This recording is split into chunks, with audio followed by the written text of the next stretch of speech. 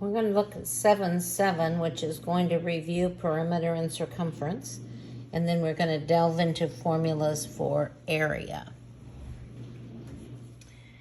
I'm going to start by making some notes.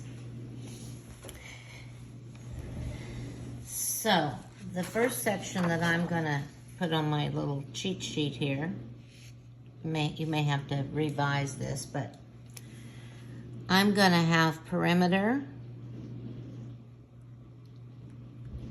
and I'm going to have circumference.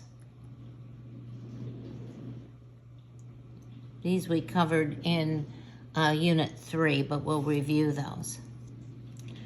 So according to our notes, the perimeter of a polygon, that's a straight-sided figure, all we do is add the sides. So for perimeter, all we're going to do is add the sides. Some of you on the test, I don't know, tried to use pi. Pi is strictly for circles. It's the relationship in the circle between the distance around and the distance across.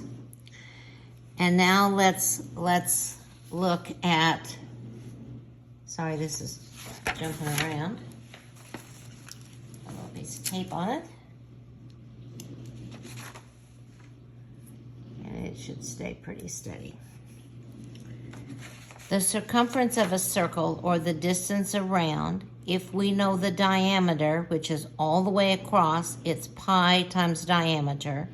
If we just know the radius from the center of the circle out to the circles, it's 2 pi r, because 2 times the radius would give us the diameter.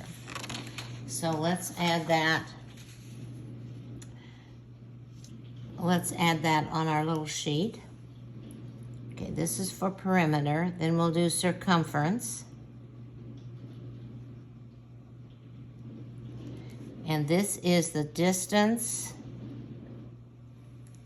around a circle.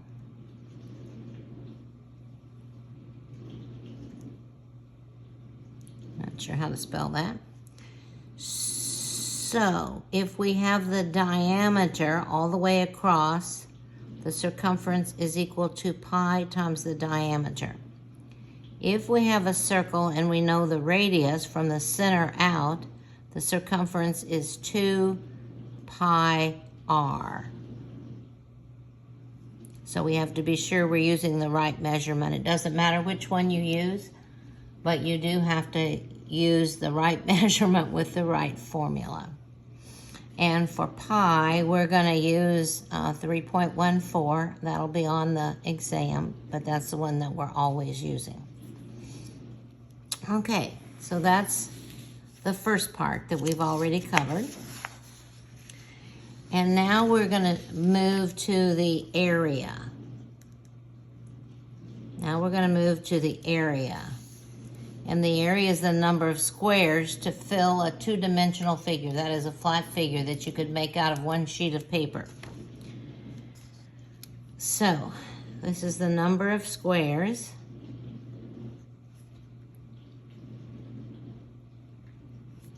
And this is going to be measured in square units. We talked about this before. Square units, we can write it like that. We can write it whatever the units are with an exponent of 2. We've talked about the triangle before. So I'm going to make a little picture here because this will kind of help me with what these letters stand for. We have the height and we have the base, and the area is equal to 1/2 the base times the height. So if we have 2 triangles, then we can take and find the area of that, then take half of it. We've talked about that before. So this is a triangle.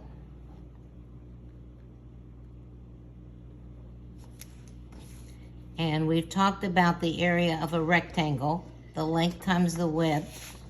So I'm going to make that the next one.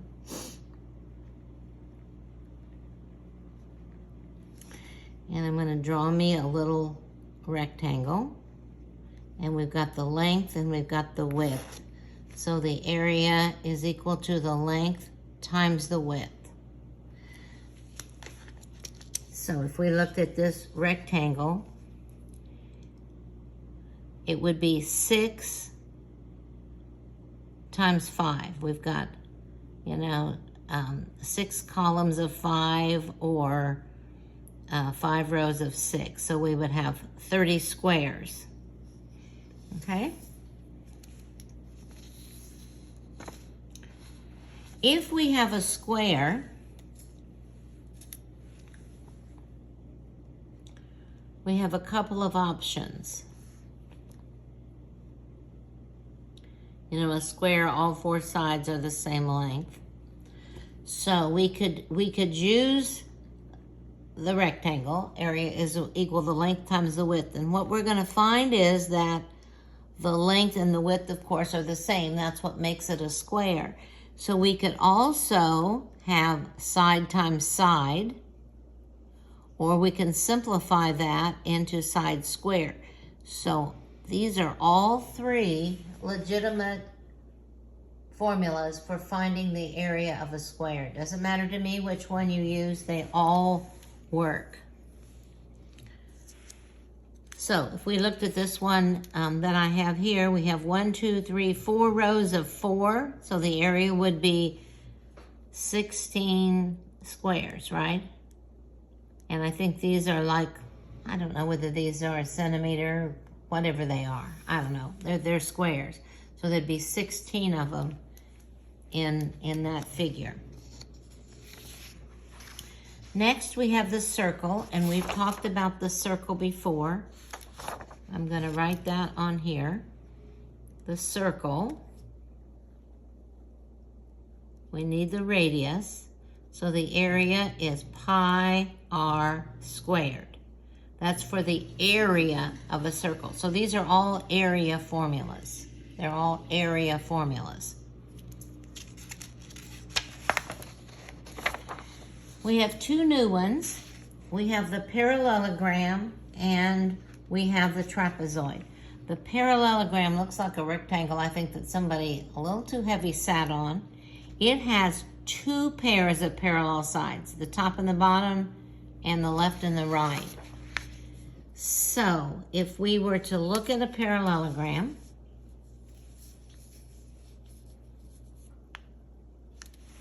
this would be one. The top and the bottom are parallel, and these 2 cattywampus sides are parallel. So what we can do, we can cut off this end and move it over to this side. And you can see now we have a rectangle. We have the base times the height. Now this height, when you look at the original parallelogram, is not a side. It's a perpendicular distance between 2 parallel sides. So we have to be sure that we're talking about that. So let's write our formula for a parallelogram. And it has 2 pairs of parallel, whoops, I think there's only one R in there, parallel sides. So we have a top that's parallel to a bottom, and the 2 ends are also parallel. And we're going to talk about the base, and we're going to talk about this height that's perpendicular.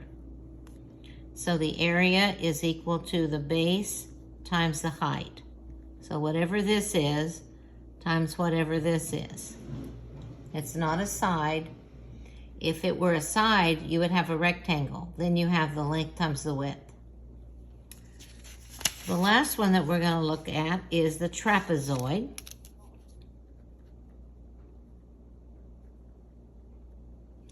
And it has exactly 1 pair of parallel sides. You can see from the drawing in your notes that the top and the bottom are parallel. So it has exactly one pair of parallel sides. I think I spelled it right that time. So we have a top and a bottom that are parallel, and then the other two sides are not. So let's take a look at a parallelogram. There's one right there. You can see the top and the bottom are parallel, the others are not. I've cut another one out exactly like the other one. And now I have a parallelogram, and we know that's the base times the height, but we'll only want a half of it. And the base now is this bottom plus the top. This was originally like this. So we have big B plus little b for the base, and the height is still a perpendicular distance between two parallel sides, but we only want half of that.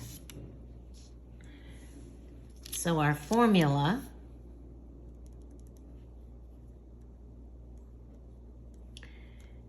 for the area is, you can see it here, 1/2 the sum of the top and the bottom times the height.